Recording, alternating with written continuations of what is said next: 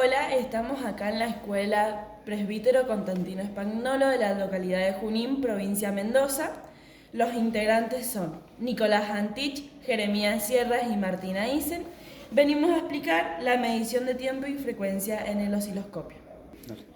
Para eso tenemos que primero calibrar el osciloscopio de la marca Quail, osciloscopio características 20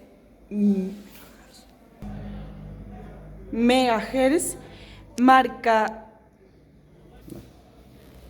IB-4328.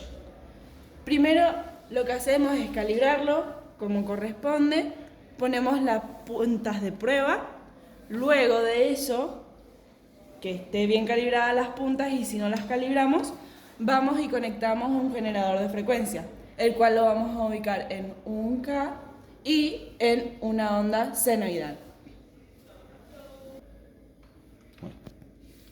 Al obtener esta frecuencia, nosotros en el osciloscopio podemos ver la siguiente onda senoidal. Lo que debemos hacer es lo siguiente, teniendo en cuenta esta fórmula, que sería la cantidad de cuadritos que tenemos acá, que son 1, 2, 3, 4, 5, se multiplica por la cantidad de segundos o milisegundos donde nosotros tenemos la sección de división de nuestro osciloscopio, que son 0,2 milisegundos. Como podemos ver acá donde hicimos el cálculo, al pasar esto a fracción, obtenemos que el tiempo es igual a 1 milisegundo o a 1 por 10 a la menos 3. ¿Qué quiere decir esto? Que nuestra frecuencia va a ser igual a 1 sobre el tiempo, que vendría siendo lo mismo que decir que es 1 sobre 1 milisegundo, que esto no es igual a 1000 Hz.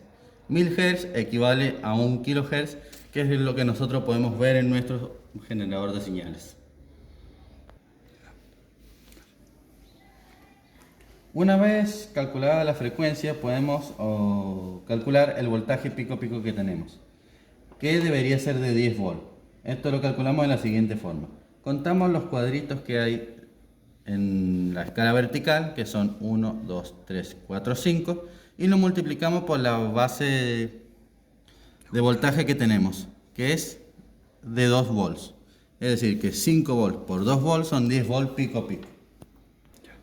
Para tener una explicación más clara lo tenemos acá en esta hoja, donde la tensión pico-pico es igual a 10 volts porque hay 5 cuadritos verticales, los cuales se multiplican por la escala de 2 volts del canal 1, que nos dan 10 volts pico-pico.